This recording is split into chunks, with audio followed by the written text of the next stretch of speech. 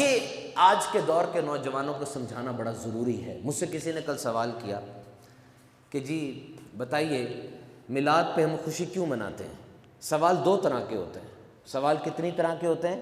دو طرح کے۔ ایک ریٹوریکل کویسچن ہوتا ہے، اس سوال کا جواب مقصود نہیں ہوتا، وہ سوال صرف اہمیت بتانے کے لیے کیا جاتا ہے۔ ایک تو نا سوال میں کروں تو مجھے جواب مقصود ہے آپ سے، ایک نہیں، ایک ہوتا ہے صرف بات کی اہمیت، بات کو موٹا کرنے کے لیے سوال کیا جاتا ہے۔ This is rhetorical question, question is very important, question is not easy. آپ کا نام کیا ہے؟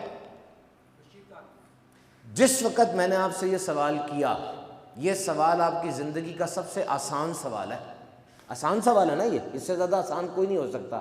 ان کا اتنا بڑا دماغ جو کہ 100 ملین نیورونز پر مشتمل ہے، 1 کھرب سے زیادہ نیورون ہے، پوری دنیا کو انسان کا دماغ گھیرے ہوئے ہے، لیکن جب میں نے ان سے سوال کیا، اتنا آسان سوال، ان کی ساری توجہ میرے سوال کی طرف تھی کہ نہیں تھی؟ بتائیے، سب سے آسان سوال، یہ سوال میں طاقت ہوتی ہے کہ انسان کو الرٹ کر دیتا ہے وہ۔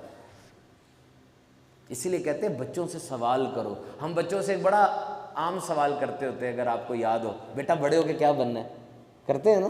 آپ سمجھتے بس کر لیا ختم ہو گیا، اور نہیں ختم ہوا۔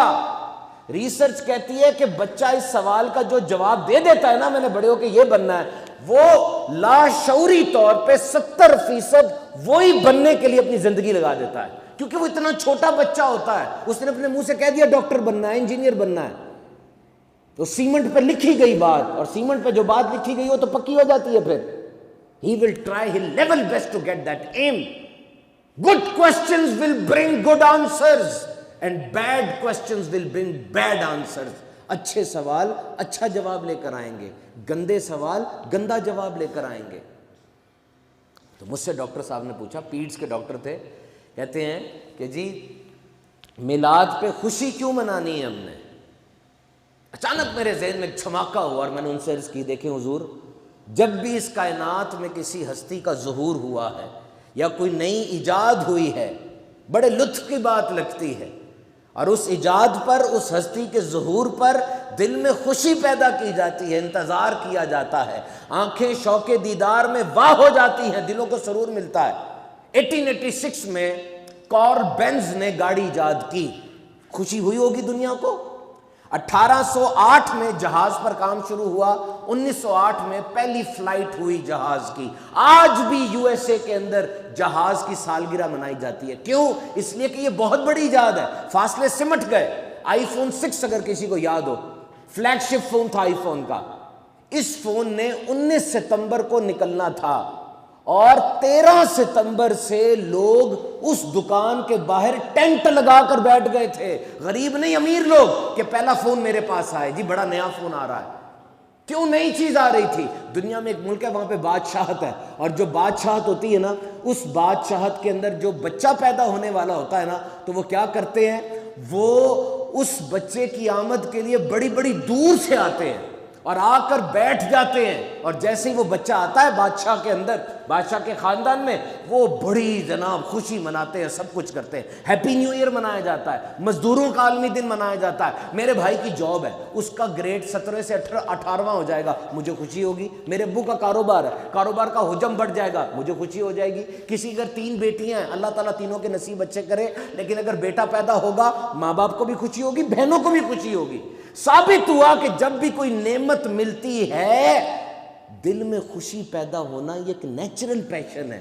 تو مجھے بتاؤ، ہر نعمت پہ خوش تو ہوتے چلے جا رہے ہو، جب اس عالم پر رحمت للعالمین کی جلوہ گری ہوئی ہوگی، کتنی خوشی ہوئی ہوگی۔ وہ جو سب پر رحمت ہے۔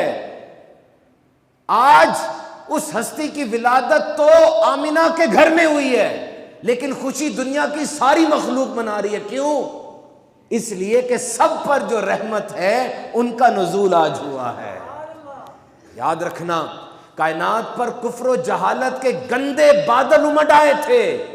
ایک ملک ایسا تھا وہاں پر مرد کے مرنے پر عورت کو زندہ جلا دیا جاتا تھا، اور اگر عورت بھاگ جاتی تھی جنگلوں میں غاروں میں رہنے کے لیے، سکے باپ اور سکے بھائی اس کو پکڑ کے لاتے تھے اور آگ میں پھینکتے تھے۔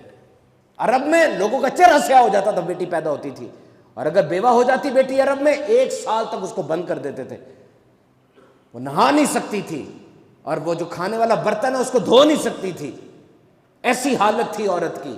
نیگروز کو افریقہ سے پکڑ کے لاتے، ان سے کام کرواتے، اور ان کو بیڑیوں میں پھنسی ہوئی حالت کے اندر تلوار مار کے مار دیا کرتے تھے۔ یہ حالت تھی انسانیت کی۔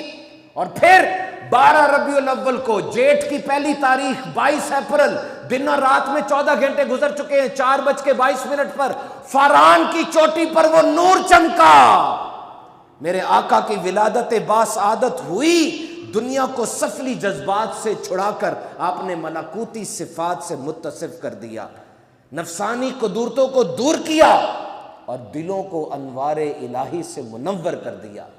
بتائیے اس سے بڑھ کر کیا شان ہوگی؟ تم میرے نبی کی یاد کو کیسے مٹا سکتے ہو؟ کیسے مٹا سکتے ہو؟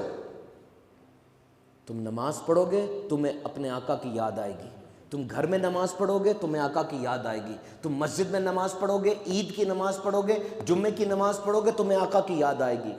کیوں؟ اللہ نے تو نماز فرض فرمائی ہے، لیکن نماز پڑھنی کیسے ہے؟ کس نے سکھایا ہے؟ تم نے حج کرنے جانا ہے، کپڑے اتار دو یہ والے، یہ انسلا کپڑا پہن لو، اسی کپڑے کو پہن کر میں نے عید پڑھی ہے، اسی کپڑے کو پہن کر میں نے جمعہ پڑھا ہے، میں اتار دوں؟ جی، اس کپڑے کو اتارو گے تب وہ مطلوبہ مقصد حاصل ہوگا۔ اب عرفات سے مزدلفہ کی طرف جانا ہے، بیچ میں ایک نماز آ گئی ہے، پوری دنیا میں اس وقت لوگ نماز پڑھ رہے ہیں، تم نے نہیں پڑھنی۔ دیکھو اللہ تعالیٰ نے حج فرض فرمایا، لیکن وہ قادر مطلق ہے، اس نے آ کر کعبے کے چکر تو نہیں لگائے، مزدلفہ کا اور عرفات کا وقوف نہیں فرمایا، وہ تو اس سے پاک ہے۔ تو یہ ساری ادائیں کس کی ہیں؟ روزہ رکھو گے تمہیں اپنے آقا کی یاد آئے گی۔ کیسے؟ اس لیے کہ سحری کرو گے، افطاری کرو گے، قادر مطلق غنی بالذات وہو علی کل شیء قدیر، میرے رب نے تو روزے نہیں رکھے، وہ تو سحری کرنے سے پاک ہے، تو تم جب سحری کرو گے تمہیں کس کی یاد آئے گی؟ تم کلمہ طیبہ پڑھو گے تمہیں کس کی یاد آئے گی؟ تم کلمہ طیبہ پڑھو گے تمہیں کس کی یاد آئے گی؟ لا الہ الا اللہ محمد الرسول اللہ صلی اللہ تعالی علیہ وسلم۔ تم اذان سنو گے تمہیں کس کی یاد آئے گی؟ تم روزہ رکھو گے، حج کرو گے، کس کی یاد آئے گی؟ ثابت ہوا کہ یہ اسلام تو میرے نبی کی اداؤں کا نام ہے، یہ اسلام تو آپ کی اداؤں کو ادا کرنے کا نام ہے۔ اور جب یہ شان کسی ہستی کی ہو، مجھے بتائیے میلاد نہ منائیں؟ لفظ میلاد یہ تو ویسی بےخنی کر دیتا ہے۔ اگر یہ کہتے ہو کہ تم دونوں ذاتوں میں حلول کر رہے ہو، اللہ اور اس کے نبی کی ذات کو ملا رہے ہو، تو لفظ میلاد کہہ دینے سے ہی اس کی نفی ہو جاتی ہے۔ کیسے؟ میلاد کا کیا مطلب ہوتا ہے؟ ولادت۔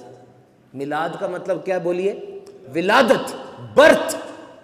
اور جب آپ نے کہا میں نبی کا میلاد منا رہا ہوں، آپ نے تو اپنے منہ سے اقرار کر دیا کہ میں نبی کو رب نہیں مانتا، کیونکہ رب اس کا تو میلاد ہوتا ہی نہیں ہے، رب تو ولادت سے ہی پاک ہے۔ آپ نے تو منہ سے کہہ دیا نا کہ میں نے تو ذات میں حلول کیا ہی نہیں ہے، وہ رب ہے، یہ مخلوق ہے۔ تو میلاد کا کانسیپٹ یہ ہے کہ انسان خوشی مناتا ہے، اور خوشی مناتا ہے، ہاں میری خوشی میرا غم یہ شریعت کے تابع ہونا چاہیے، ہر مسلمان کا یہ طے شدہ امر ہے۔ جہاں خوشی میں پرابلم آئے گی وہاں خوشی میں پرابلم کو ہم ریزالو کریں گے۔ آپ کو میں ایک بات بتاتا ہوں، محرم اور سفر میں انسان شادیاں نہیں کرتا، سفر کے مہینے میں شادیاں نہیں کی جاتی۔ شادی کے فنکشن کو ایسا بنا دیا گیا ہے کہ انسان وہ فنکشن سفر میں اور محرم میں کرتے ہوئے عجیب محسوس کرتا ہے۔ مہندی کا فنکشن گلف وغیرہ میں نہیں کیا جاتا تھا، ان ایریاز میں یہ مہندی نہیں ہوتی تھی۔ یہ جو ہمارا غیر مسلموں کے ساتھ اتنا زیادہ اختلاط رہا ہے نا مسلمانوں کا برِ صغیر کے اندر، وہاں سے یہ رسمیں ہمارے اندر آ گئی ہیں۔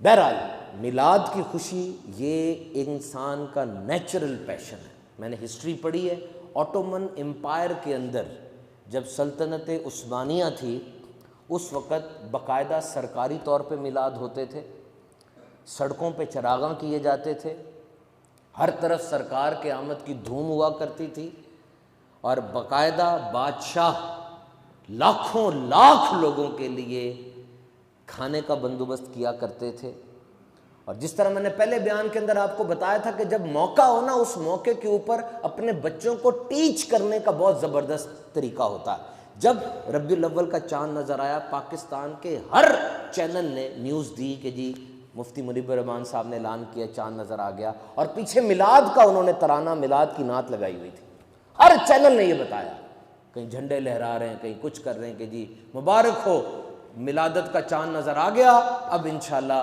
فلاں تاریخ کو میلاد النبی منائی جائے گی۔ اپنے کانسیپٹ کو درست کیجئے نا، فضول خرچی کی اجازت نہیں ہوگی، عورتوں مردوں کے اختلاط کی اجازت نہیں ہوگی، یہ ممبر و محراب کا کام ہے کہ وہ یہاں سے بتائے۔ اب مجھے بتائیے، جوان لڑکیاں، جوان عورتیں رات کے اندھیرے میں پہاڑیاں دیکھنے کے لیے نکل رہے ہیں، کون سی شریعت اس کی اجازت دے گی؟ ہم اس کو ٹھیک نہیں کہہ رہے۔ خوشی کا انداز ہوتا ہے، اور خوشی کے انداز کو سیلیبریٹ کیا جاتا ہے، خوشی میں جھوٹ نہیں بولا جاتا، خوشی میں رب کی نافرمانی نہیں کی جاتی۔ تو میرے حضور صلی اللہ تعالیٰ علیہ وسلم کی آمد کے ساتھ ہی دنیا کے اندر جو انقلاب بپا ہوا، میں آپ کو کیا عرض کروں اور کیا بتاؤں۔